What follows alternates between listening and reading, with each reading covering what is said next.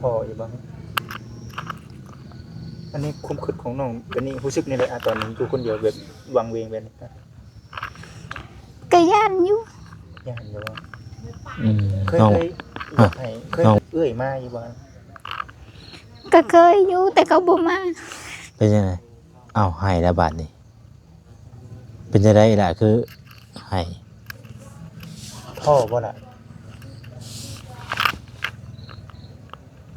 มันบ่อบอุ่นคือเก่าแม่นบ่เพิ่นตะกี้มีความอบอุ่นบ่ตะกี้ฮะ มี อืม มันความรู้สึกตัวนั้น มันขาดหายไปแล้วเนาะหลังจากเอ้ย ไปมีครอบครัวแล้วน้องแบบรู้สึกว่าอยู่ตัวโดดเดี่ยวนะเพิ่นไปเบิ่งมาเนี่ย แบบขาดความอบอุ่น ขาด โอ้ย ต้องสู้เองด้วยเนาะน่ะเนาะ ต้องเฮ็ดต้องหาเนาะโดยตัวเขาเองอาจารย์ท่านเนาะแต่ก็ยังบืน พ่อถ้าหากว่าพ่อเบิ่ง กินฮอดเด้อ คิดฮอด อืมเพิ่นอยู่บ้านไหนล่ะพ่อเจ้าเพิ่นน้องเพิ่นก็ยังคิดฮอดพ่อพี่น้องเลย มา เนาะ เยี่ยมนี่แหละฮะเพิ่นมาเยี่ยมนะบ่พ่อก็ให้รถไปเนาะ แต่ว่าเพิ่นมีเจ้ามีความในใจอย่างใดอยู่พ่อมีความอุกอังใจอย่างอยู่ ผมของน้องเพิ่นนี่แหละอย่าให้ได้อย่าให้ให้ได้อย่าให้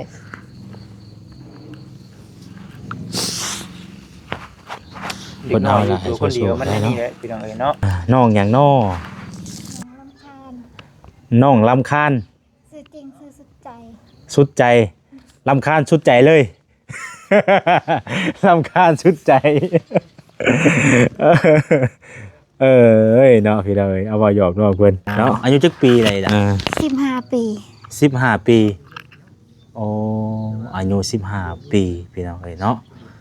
เจ้าอาศัยอยู่กับไผนี่ อยู่แถวบ้านนี่แหละ อยู่แถวบ้านเอาคือว่าอยู่แถวบ้าน นาซาวเลย คือสิเฮือนหลังนี้เป็นเฮือนไผเกาะ เพื่อนเอื้อยลูกนาบ่าว อ๋อเฮือนเอื้อยลูกนาบ่าว โดย อาศัยอยู่เฮือนพี่น้องสิบ่ โดย สบายดีเด้อสบายดีสบายดี อยู่เฮ็ดเฮือน อยู่เฮือน อยากเฮ็ดเฮือน โดย ผากระตานกับบ่พอครับ คือเรื่องเฮือนนี่ถ้าว่ามีฝามีหยังแล้วสมบูรณ์แบบทุกอย่างนี่เจ้าก็อยู่สินอนอยู่นี่คือเก่าแม่นบ่ โดย อ๋อ อีด่าบ่ย่านบ่ฮะ ย่านยัง อยู่คนเดียวบ่ย่านบ่ บ่ได้ก็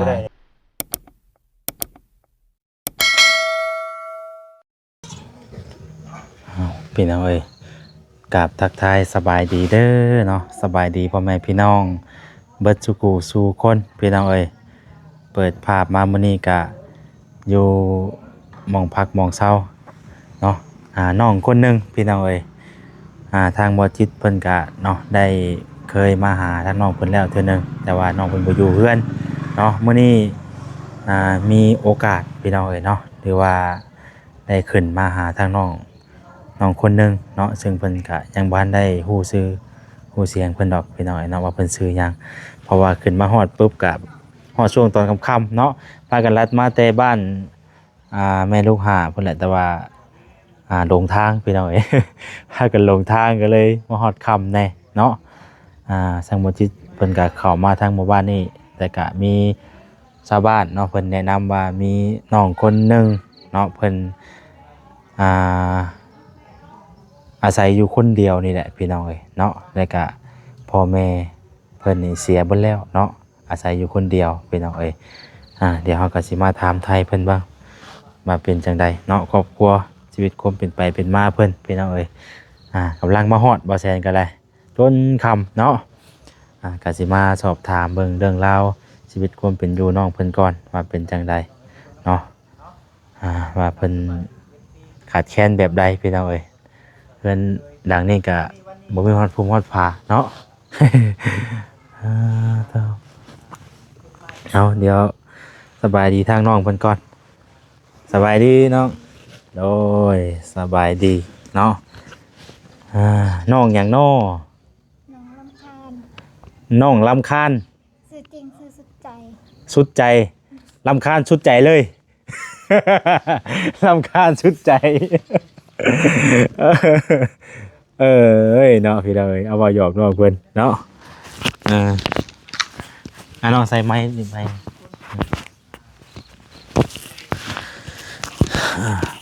พ่อช่วงตอนค่ำๆพี่น้องเอ้ยเนาะอ๋อแนมกล้องพี่เลยล่ะน้องลำคาญเนาะ โดย ซื้อเล่นน้องลำคาญซื้อจริงสุดใจ โดย อ๋ออายุจักปีอะไรล่ะ 15 ปี 15 ปีโอ้อายุ15 ปีพี่น้องเอ้ยเนาะเจ้าอาศัยอยู่กับไผนี่ โดยแถวบ้านนี่แหละ อยู่แถวบ้านเอาคือว่าอยู่แถวบ้าน นาซาวเลย คือสิเฮือนหลังนี้เป็นเฮือนไผเกาะ เพื่อนเอื้อยลูกนาบ่าว อ๋อเฮือนเอื้อยลูกนาบ่าว โดย อาศัยอยู่เฮือนพี่น้องสิบ่ โดย จะเนาะสบายดีเด้อสบายดี บัดเฮือนเจ้าเองเด้จ้ะเฮือนเจ้าเองอันนี้ โด มาย เฮือนพี่น้องแล้วเจ้าอยู่นี่บ่นี่คืออยู่นี่ โดย อยู่เฮือนพี่น้องอ๋ออันนี้คือเจ้าเองเนาะ โดย น้องยังก็ อันนี้เฮือนของ รำคาญ นาบ่าวเพิ่นพี่น้องเพิ่นเนาะอันนี้เฮือนของเพิ่นเองพี่น้องเอ้ย น้องลำคาญ รำคาญสุดใจพุ่นไหน ลำคาญเฮงดีลำคาญชุดใจ รำคาญยังบ่พอชุดใจอีก เนาะเดี๋ยวเปอร์เซ็นต์ไปที่ข่อยไปนั่งนะบ่ ได้นะครับวันหน้าก็ได้เป็นยัง ใครจะเบิ่งให้บ่จิตนี่เด้อ ด้วยเอาพี่น้องเอ้ยเนาะ ข้อยก็บ่เคยมาพี่น้องเอ้ยเนาะมีแต่ว่า สวัสดี ถามไทยทางน้องเพิ่นเบิ่งเนาะ จักปีแล้วก็ว่ากับเปอร์เซ็นต์กินนี่ 15 ปี 15 ปี โดย เว้าที่ไปที่มาเลยแหละเนาะ ก็ลองถามทางน้องเพิ่นเนาะ แม่เสียแต่โดนแล้ว แม่เสียแต่เฮิงนะ โดย พ่อได้สั่น พอเอาเมียใหม่ โอ้พ่อนี่ก็ยังอยู่แต่ว่าไปเอาเมียใหม่ โดย ไปเอาแต่เฮิงแล้ว เพิ่งแล้ว จักปีแล้วพ่อไปเอาเนาะ ประมาณ10 ปีไปนี่แหละ พ่อไปเอาเมียใหม่10 ปีไป โดย น้องได้จะเฮ็ดจังได๋บัดนี้คือจุเจ้านี่ดังจากว่าพ่อไปเอาเมียใหม่ เอา ไปอยู่ ผมขึ้นก่อนละไปอยู่กับคนแถวบ้านทันเดนะสาวผู้ไอายไปหาเด โอ้ครอบครัวนั้น โดย ไปอยู่น้ำเพิ่น โดย ไปอยู่แบบใดแบบเฮ็ดอยู่เฮ็ดเวียกน้ำเพิ่น โดย ปัจจุบันนี้เด้ ปัจจุบันนี่ก็เมื่อแต่เวียงก็คืออยู่กับน้องสาวตัวนี้ เออ แล้วก็ พ่อเจ้าดิมาหาอยู่บ่ มาหาอยู่แต่เราก็บ่มีคือกัน พ่อน่ะแม่คือแม่เจ้าน่ะเสียแล้ว โดย บัดนี้พ่อไปเอาเมียใหม่เจ้ามีเอื้อยมีน้องจักคน เอื้อยมี2 คน อ๋อ อายมี3 คน เจ้าเป็นลูกที่เท่าไหร่ ลูกที่สุดท้าย อ๋อ ลูกหลาน ลูกหล่าบ่ เอาไปใช้เบิดเสียอ้ายน้องเอ้ย เขาเอาเมียไปแล้ว เป็นสร้างครอบครัวไปแล้ว โดย แล้ววันนี้เจ้าก็อาศัยอยู่น้ำพี่น้ำน้อง คนจน บัดนี้แบบว่าอาศัยอยู่น้ำพี่น้ำน้องไปแล้วบัดนี้เฮือนซ่านหลังนี้ก็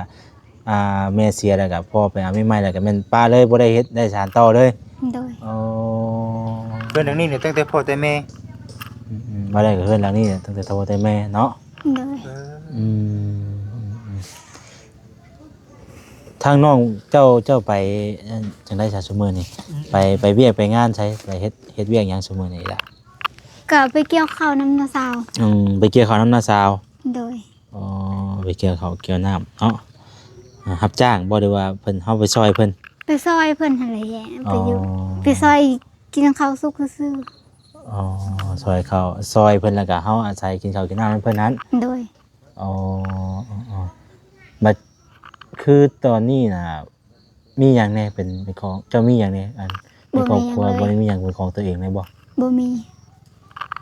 อ๋อ เอ้ยเด้เพิ่นบ่ได้มาเยี่ยมเนาะ บ่มีใครมาเลย บ่ได้เพิ่นกับครอบครัวเพิ่นก็อยู่ครอบครัวเพิ่นว่าซั่นซะเนาะ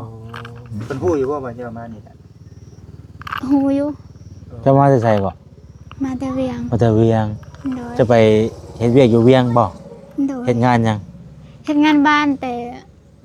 อืม ถือเขาโกงแล้วก็กลับมาบ้าน เฮ็ดงานบ้านแต่ถือเขาโกง โดย คือว่าโกงเป็นหยังคือโกงอีกอ่ะ บ่ฮู้แล้วเขาบ่จ่ายเงินเนาะ ไปเจ้าไปแบบได้จากชีวิตนะไปติดต่อหางานนำไผเพิ่นเอาไปเองบ่ กับหมู่นี่แหละให้หมู่หางานให้แล้วก็ไปคนเดียวแล้วก็หมู่ก็บ่ได้ติดต่อเลย แล้วชีวิตก็ไปกับหมู่กับครูวันนี้แยกกันหมองทำงานแล้วก็เขาก็ไปแต่เขาเนาะ โดย วันนี้เพิ่นโกงเพิ่นเฮ็ดงานให้การให้เพิ่นแล้วก็เพิ่นบ่จ่ายเงินเฮาเฮ็ดจะได้จักเดือน ได้4 เดือนน้องก็กลับเลย ได้4เดือน หรือว่าจังได ก็มีตอนกลับบ้านน้องก็มีเงินอยู่2 ล้าน โอ้แล้วเฮ็ดงาน4เดือนเพิ่นให้เท่าใด เดือนหนึ่งอะ2 ล้านแต่เขาบ่จ่ายเงินเขา บ่จ่ายเบิด จ่ายเงินเขาจ่ายบ่เบิด ก็เลยแบบเฮาก็เลยตัดสินใจมาบัดนี้ โดย อ๋อหรือว่าทางน้องเพิ่นก็เฮ็ดเวียกเฮ็ดงานเนาะฮู้จักไปเฮ็ดเวียกเฮ็ดงานแต่ว่าถูกทางเจ้านายโกงว่าซั่นซะเนาะเลย บ่จ่ายเงินจ่ายคำตามที่ตกลงกันไว้เนาะ โดย เฮาก็มา เงินส่วนนั้นน้องสิเฮ็ดหยังบัดนี้เอ้าได้ จ่ายเบิดแล้ว บ่แล้ว ใส่ใจไปเลย ในความคิดน่ะไปหาเงินน้องอยากเฮ็ดหยังก็ ได้เฮ็ดเฮือน อยู่เฮือน อยากเฮ็ดเฮือน โดย ผากระตานก็บ่พอครับ คือเรื่องเฮือนนี่ถ้าว่ามีฝามีหยังแล้วสมบูรณ์แบบทุกอย่างนี่เจ้าก็อยู่สินอนอยู่นี่คือเก่าแม่นบ่ โดย อ๋อ อีหลาบ่ย่านบ่ฮะ ย่านยัง อยู่คนเดียวบ่ย่านบ่ บ่ได้ก็คือตอนนี้มันบ่มีหยัง แล้ว บ่ บ่ ได้ ได้ ก็ทางน แล้ว อก ย่า ปั น ญ ก็ หา สิเฮ็ดแนวใด บ่ได้ก็คือตอนนี้เฮายังบ่มีเงินที่สิมาเฮ็ดเนาะก็เลยแบบว่าหาอยู่ไปทางอื่นซะก่อนแล้วก็หาเงินหาค้ำมาแล้วก็วันนี้มันบ่พอจะได้เฮ็ดเนาะ เป็นจังได๋อีหล่ะอยู่คนเดียวเจ้าท้ออยู่บ่ฮะอันนี้ความคิดของน้องเป็นนี่รู้สึกนี่เลยตอนนี้อยู่คนเดียวแบบวังเวงแบบนี้ ก็ย่านอยู่ ย่านอยู่ว่า อืม เคย น้อง อยากให้เอื้อยมาอยู่บ่ ก็เคยอยู่แต่เขาบ่มา เป็นยังไงอ้าวให้แล้วบาทนี่เป็นจะได้ล่ะคือให้ ท้อบ่ล่ะมันบ่อบอุ่นคือเก่าแม่นบ่เพิ่นตะกี้มีความอบอุ่นบ่ตะกี้ฮะ มี อืม มันความรู้สึกตัวนั้น มันขาดหายไปแล้วเนาะหลังจากเอ้ย ไปมีครอบครัวแล้วน้องแบบรู้สึกว่าอยู่ตัวโดดเดี่ยวนะเพิ่นไปเบิ่งมาเนี่ย แบบขาดความอบอุ่น ขาด โอ้ย ต้องสู้เองเด้อเนาะล่ะเนาะ ต้องเฮ็ดต้องหาเนาะโดยตัวเขาเองอาจารย์เนาะแต่ก็ยังบืนมา เออ ยังบ่พ้นอาจารย์เนาะว่าได้ก็ไปเฮ็ดเวียกเฮ็ดงานไปแฮ่งเจ้านายก็แฮ่งโกงตื้มอีกบัดนี้เนาะอืม แล้วน้องคิดว่าสิเฮ็ดแนวใดให้จิตใจมันอบอุ่นแบบเก่าอีก ยังบ่ฮู้เลย มีทางคิดแก้อยู่บ่ น่าจะบ่มีดอก บ่มีดอกติ อืม คืออาศัยอยู่เฮือนป้าเฮือนลุงเฮือนญาติพี่น้องแบบนี้ก็มันก็ขาดเคินๆแบบเก่าอยู่แม่นบ่เจ้าขึ้นไปนอนอาศัยอยู่พุ่นมันมีหยังในเสื้อผ้าผ้าห่มผืนนอน ก็มีอยู่ของเขาเนาะ ของเขาจะใช้บ่ได้บ่ ใส่ได้น้องกับผู้นอนอยู่ ว่าแล้วก็เอาทุกอย่างก็คือยัง แต่มันเป็นของเพิ่น อาศัยเพิ่นเบิดนะว่าแล้วก็เนาะมันน้อยใจตรงที่ว่าเฮาบ่ยังหาเงินมาซื้อเป็นของที่ของเฮาเองนั่นแหละเนาะเวลาบางอย่างก็บ่มีบางอย่างก็บ่มีอะนะคือน้องเพิ่นก็บ่ได้อยู่ซื่อเพิ่นก็ไปเฮ็ดเวียกงานอยู่แต่ว่าถูกเจ้านายโกงบัดนี้ อันนั้นก็ เพิ่นก็ เนาะ กันบ่ได้ก็กลับมาบ้านตั้งรักใหม่ก่อนอ๋อแล้วเจ้ายังสิไปเวียกต่ออีกบ่ล่ะ คันบ่มีก็สิไป คำว่าอยู่บ้านนี้อยู่บ้านเฮาบ่มีเวียกเฮ็ดงานทำก็สิคนครัวใหม่อีกเนาะ ด้วย อ่า บ่ย่านอีกบ่ฮะบ่ย่านเขาเจ้าโกงอีกบ่ ย่านก็จักสิเฮ็ดแนวใด มั เนาะ นก็ต้องได้หาเนาะมันได้เอ่านาะ ต้องผิดต้องถูกหรือว่าต้องได้ เสี่ยงไปอีกนะบ่เลยกันเนาะ นี่เลย อืม สู้ๆแน่น้องเอ้ยเด้อก็ฮู้ก็เข้าใจอยู่ดอกพี่น้องเนาะให้คิดเบิ่งสภาพตอนที่ว่าอ่ะอยู่ตัวคนเดียวเนาะแต่ก็มั่นใจอยู่บ่อีน่ะสมมุติว่ามีฝามีปิดข้างในแล้วเจ้าสินอนได้เจ้าสิบ่เป็นหยังได้อยู่ติ ได้อยู่ เพื่อนเฮาได้จ้ะเนาะ บ่ก็ยังดีอยู่เด้เฮือนนี่เนาะ เป็นจังได๋เป็น ก็ดีอยู่ อ่าแต่ว่ามั ขึ้นเหยียบก็ได้ แต่ว่าฟ้ามันบ่นั่นน่ะนะ แต่ว่าฟ้ามันบ่มี เด้เบิ่งๆสิทายพี่น้องนี่ เนาะ เด้พี่น้องเอ้ย อ่า มีแต่ใส่เส้นผ้าไหมใส่แบบซื้อจอมคือเฮาแบบใส่ผมใส่ผ้าให้ประตูให้มันดีขึ้นว่าซั่นซะเนาะเพราะว่ามันทุกอย่างมันก็ยังดีเบิดอยู่เลยไม่ตกอีหยังก็ดีเบิดเนาะ ในเรื่องชาติบ่จิตก็พอเข้าใจเด้อพี่น้องเด้อเนาะแล้วก็คือเว้าแน่เนี่ย14ปี15ปีบ่จ้ะ 15 ปี ความอยู่ความกินเฮ็ดเองเลย คันว่าเศร้าเฮ็ดน้องบ่ได้เฮ็ดเอง ถ้าเพิ่นไปใช้จากบัดนี้อันปู เขาไปเกี่ยวข้าว เกี่ยวกับรับจ้างบ่ นอนอยู่นาเลย บ่ บ่ เกี่ยวข้าวเองนี่แหละ เพิ่นนอนนาบ่เพิ่นว่าเพิ่นทันมาบ่ เรายังบ่ทันมา เออ ก็มีครอบครัวแล้ว โดย เออ เพิ่นก็อยู่ใกล้กันอยู่ดิเนาะดินเด้อจ้ะดินต้นหญ้านี่ ดินก็ดินเข้าทะเล เอ้าบัดเฮือนเจ้านี่เด้อจ้ะเฮือนตัวนี้เด้อ อันนี้ก็ดินน้องเองอันนั้นก็ดินเขาเอง โอ้แบบว่าแบบอยู่จ่อๆกันเลยเนาะ ฮอดใช้ในฮอดดินเจ้าน่ะ ก็นี่พอดีตังเฮือนนี่ อ๋อมานี่ฮอดนี่บ่ฮอดเล่านี่แม่นบ่เล่านี่ก็แม่นบ่ เราแม่ ตั้ง น เพื่อน อ๋อ เนาะต้องไป หน้าเจ้าก็หน้ามีบ่ นี่ก็มันบ่หลาย อ๋อมาแล้วก็ให้หน้าตะกร้าก็มีคือมีดินมีเฮือนเนาะแต่ว่าเฮือนนี่ก็คือเห็นนี่แหละหน้าก็คือว่าได้เฮาบ่มีผู้พาเฮ็ดพาทำเนาะแล้วก็ เมื่อยบ่ล่ะสู่ผู้เดียว เมื่อย สู้ๆแน่นอนเลยเนาะ โคตรเอาเด้อเมื่อยโคตรเอา โดย แต่มันบ่มีคนพาดึงพาสุกอยู่ได้มีแต่เจ้าหั่นแหละ ถ้าว่าทางผู้ใหญ่เนาะเพิ่นเบิ่งเพิ่นชมอยู่ตอนนี้กันคือว่าเพิ่นอยากซอยนะแล้วเจ้าสิให้เพิ่นซอยหยังก่อน ใส่เฮือนให้มันแล้วก่อน ในเฮือนก่อนเนาะข้าวน้ำจำปานี่พอได้อยู่ได้กินอยู่บ่หรือว่าซื้อคือกันบ่ ก็พอได้กินอยู่ กินน้ำพี่น้ำน้องนั่นแหละเนาะ โดย อ๋อคือรักๆน้องเพิ่นก็อยากให้เฮือนแล้วพอได้มานอนเฮือนตัวเองอ๋อ คือได้เค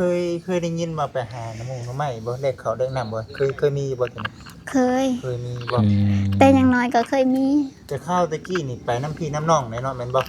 โดย อืม เอ้ยไอ้น้องเขาเจ้า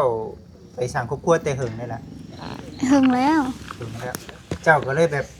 ไปทั้งนั้นนี่ไปอาศัยทั้งนั้นนี่ทั้งนี้แน่แม่นบ่ตามภาษาเด็กน้อยเด้เนาะ อ๋อ ตามภาษาเด็กน้อยแบบจักสิเพิ่งเลยพี่น้อง ถือว่าครับเดี๋ยวชวนไปน้องเพิ่นกันเนาะ แม่นพ่อก็ไปสร้างครอบครัว เพื่อความอยู่รอด ใหม่ เฮาเพิ่นก็ดิ้นรนไปเนาะ ตัวนี้น่ะคือทางบ่จิตเองเข้าใจเนาะในเรื่องพ่อนี่ก็เพิ่นก็บ่มีเนาะ โดย ในเรื่องญาติพี่น้องเอ้ยไอ้น้องเพิ่นก็สร้างครอบครัวใหม่ แม่เพิ่นก็ครอบครัวเพิ่นว่าซั่นจ้ะเนะ แต่ว่า น้อง ก็ ก็ คือเว่าพี่น้องเอ้ยมันก็น้องเพิ่นนี่ก็ตัวนี้ยังคิดอยู่ยังบ่ตักทางออกเนาะตอนนี้เนาะ โดย ว่าสิเฮ็ดจังไดดีว่าสิไปหาเงินมาใส่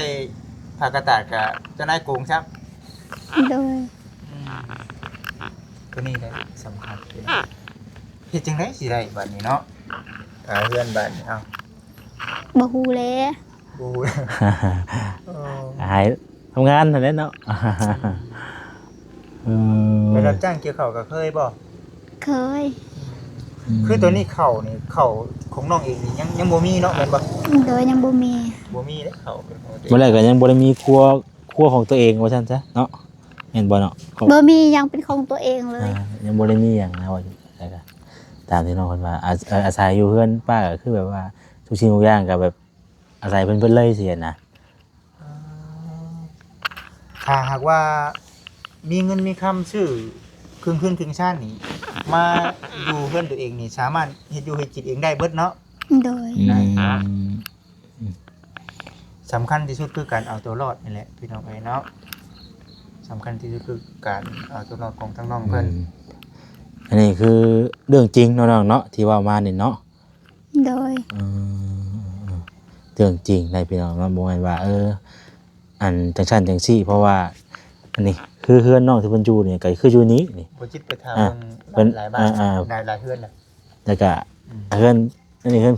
พ่อแม่ที่ประเทศเพิ่นสร้างให้บ่แล้วอยู่นี้แล้วน้องเพิ่นแบบบ่ได้เฮ็ดสานต่อบ่มีเงินเนี่ยก็ได้มานอนอาศัยอยู่นํพี่น้องก่อนหันนะ เนาะจังไดก็อดเอาน้องๆเด้อ คือๆและเป็นกำลังใจ ขอบ ทาง ใจเด้อ เฮ็ดหยังแน่เวียกที่ว่าหลังจากว่าน้องไปเฮ็ดงานนี่ คือน้องไปเฮ็ดจักงานและเวียกนี่ตั้งแต่สู่เองมานี่อะ หาก็ไปเทื่อเดียว ไปทีเดียวคือโกงช้ำ โดย ชวนหมู่ชวนไป ให้หมู่สองงานให้แล้วแบบนี้หมู่ก็อยู่เวียงแล้ว แต่น้องลงคนเดียวแล้วบัดนี้ น้องก็ลงฮอดเวียกแล้วน้องก็เฮ็ดเวียกแล้วบัดนี้ก็ถามว่าเงินเดือนจักล้าน2 ล้าน แล้วเขาก็บ่ให้เงินเดือน ว่าจังได๋เอาเจ้านายนี่เอาเจ้านายจะได้คุยกับเจ้านายในไดเอา ตอนแรกเขาก็ว่าว่า2 ล้านเงินเดือนหัน ว่ากั เต บผู้หญิงหรือผู้ชาย ผู้หญิง ผู้หญิงคนลาวเฮานี่แหละ โดย ร้านอาหาร หึ ร้านอาหารร้านหยังก็เวียกบ้านเนาะเด้อเอาเวียกบ้าน โดย อยู่บ้าน บัตรสิเอาเงินน้ำเพิ่นได้ซะเอาแต่เบิดเดือนมาน้องเว้าน้ำเพิ่นได้เบิดเดือนมา น้องก็บ่ได้ถามหาเลยเนาะเขาก็บ่ได้ให้เลย เขาก็บ่ได้เว้าแนวใด จนเท่าเขาบ่ได้ก็บ่ได้ถามหยังเลย โดย บัตรสิมาได้ซะเอา แล้วสิมาน้องก็บอกว่าน้องสิเมื่อบ้าน แล้วเขาก็เอาให้ แต่ว่ามันบ่คุ้มกับเงิน2 ล้านเนาะไป4 เดือนแม่นบ่ 4 เดือนได้เงิน2 ล้านมันก็บ่แม่นแน่เนาะงานบ้านเด้ล่ะ กันสิเว้า เฮ็ดเวียกบ้านแบบว่ากวดเฮือนกวดซ่านสิบ่เฮ็ดกับข้าวกับน้ำชวนสิบ่ โดย อ๋อเฮ็ดบ้านทั่วไปนะบ่ได้กันเนาะ น้องรำคาญสุดใจ อ่า ซื้อลิ้นซื้อลำคาญ ซื้อดินซื้อรำคาญ น้องสุดใจสิจริงๆรำคาญเอาแล้วก็บอกอยู่เด้ แล้วก็บอกอยู่ว่าน้องซื้อเรียนบ่ว่าแซนบอกตั้งแต่ว่าแซนเข้ามาพุ่นแล้ว โอ้น้องรำคาญเสด็จน่ะ โดย น้องสุดใจ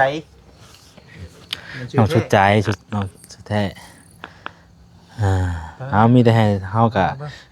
ให้อีหล่าเบิ่งดู ฮะ ขออนุญาตขึ้นไปเทิงเฮือนได้บ่ บ่ขึ้นก็ได้บ่จิต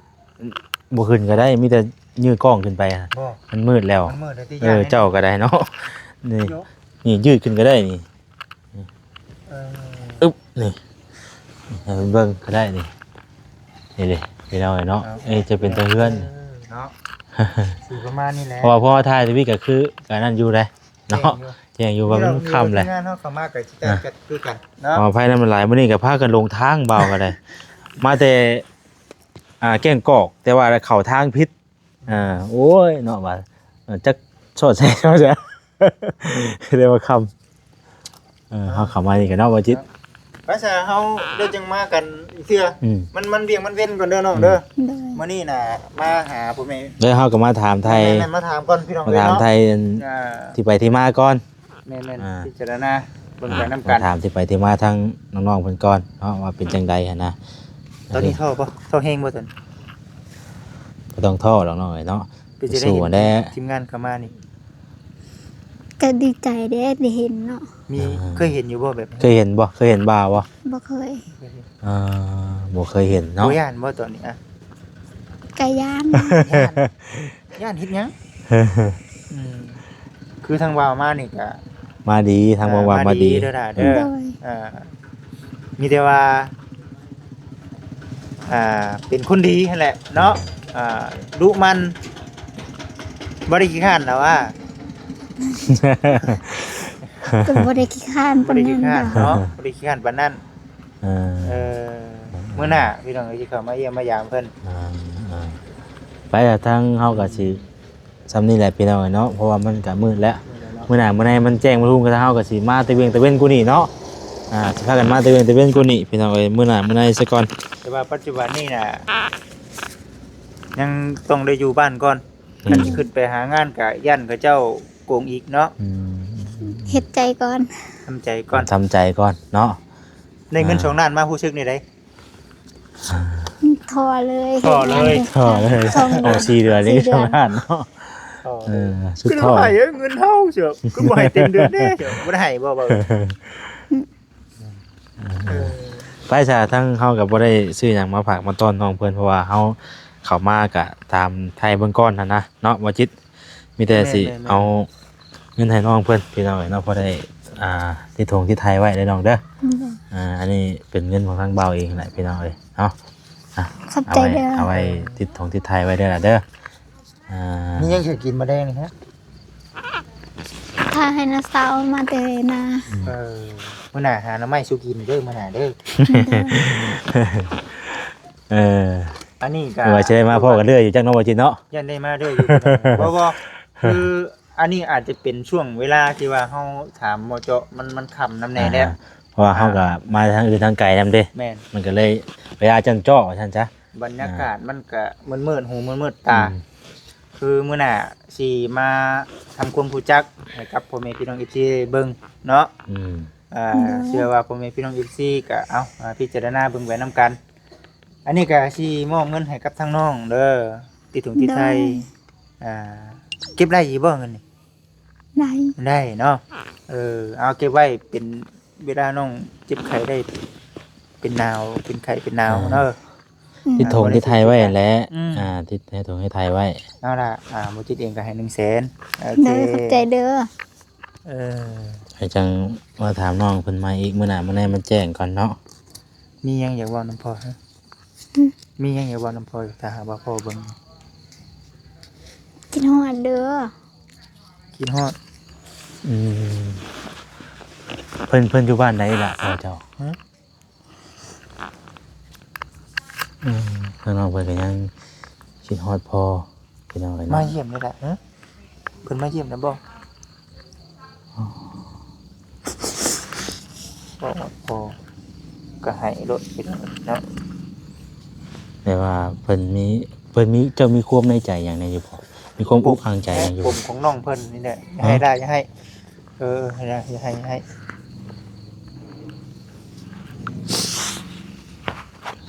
เพิ่นเอาล่ะให้ ตัวคนเดียว สู้ๆ มัน ได้ นี่ เนาะ แหละพี่น้องเอ้ยเนาะอดเอาล่ะอดเอาเดี๋ยวบ่าวสิมาเรื่อยอยู่ดอกอย่าให้ สู้ๆนะ สู้อย่าให้อย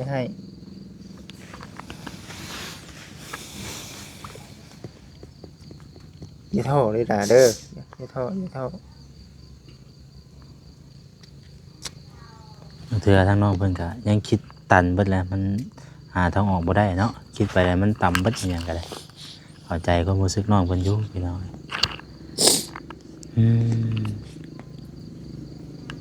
ออกมาก็บ่ยิดเกิดจะไห้น้ำเลยนี่จะให้จะพาไอ้ไห้ดิเนาะ พอแล้วไปเอา พอได้ละเว้ยเนาะพี่น้องเอ้ยนี่แหละเนาะอันนี้คือเป็นเด็กกำพร้าเลยเนาะกำพร้าเมย์แม่นบ่ล่ะกำพร้าเมย์พ่อไปเอาครอบครัวใหม่ส่วนเอ้ยไอ้น้องไปสั่งครอบครัวใหม่ปล่อยให้ทั้งน้องนี่ได้นี่13 14 15เนาะ 15ปี เด้อ 15 ปีกระวนกระวายเนาะแลนใต้แลนเหนืออายุซำนี้ไปฮอดเวียงจันทน์บ่จิตยังอายเนาะ ตั้งแต่ จิตยังบ่เคยไป เจ้าไปเฮ็ดงานตั้งแต่จักปีนี่ 15 ปีนี่แหละ ไปปีนี้ อ๋ ก็ อกำลัง ถึงปีนี้ด้วยนะ กำลังเริ่มไปปีนี้นึกว่าไปตั้งแต่ โอ้ยเนาะเอ้าทั้งทีมงานให้ทั้งทีมงานเนาะเข้ามาถามไทยเด้อล่ะเด้อ หลายคนเนาะ อ่า ตั้งใจได้อล่ะเด้อตั้งใจเด้อ แม่นมื้อหน้าบ่จิตสิถ่ายให้ FC เห็นเลย เพื่อนนี่บ่เป็นตาอยู่เป็นหยังคือว่าซั่นมันอยู่บ่ได้ มันแบบบ่มีบ่อนขังบ่อนปัดพี่น้องเอ้ยเนาะ มันบ่มีภูมิฟ้าแล้วเนาะ เนาะ และพี่น้องเอ้ย เบิ่งไปนํกันพี่น้องเด้อเนาะเอาสู้ๆเด้ออีหละ สู้ๆเนาะก็ดีประมาณ มื้อใดมื้อหน้ามื้อใดมีโอกาสใหม่บ่สิมาเยี่ยมยามใหม่เด้อพี่น้องเอ้ยมาเอาไม้ให้บ่าวอยู่ไม้ เอาสู้ๆเด้อมื้อหน้ามื้อไหนบ่ามาเยี่ยมใหม่เด้ออดทนเอาได้หลายอย่างไรก็ขอให้ทางน้องเพิ่นโชคดีพี่น้องเนาะให้มีทางผู้รักผู้ใหญ่เพิ่นคิดเห็นหรือว่าชดซอยทางน้องเพิ่นเข้ามาเนาะเรื่องเรือนเรื่องซ่านนี่แหละก็อีตนเพิ่นอยู่อาศัยนอนอยู่เรือนหลังนี้แหละพี่น้องเอิ้นก็บ่แม่นเรือนเราเองดอกเนาะเป็นเรือนพี่น้องแล้วก็เรือนเราเองนี่ก็บ่มีฟ้าเนาะบ่แล้วก็ได้นอนบ่ได้พี่น้องเอ้ยบ่มีฟ้าบ่มีพื้นมีไฟนั่นแหละเนาะบ่มีหยังทุกอย่างเลยแหละเนาะ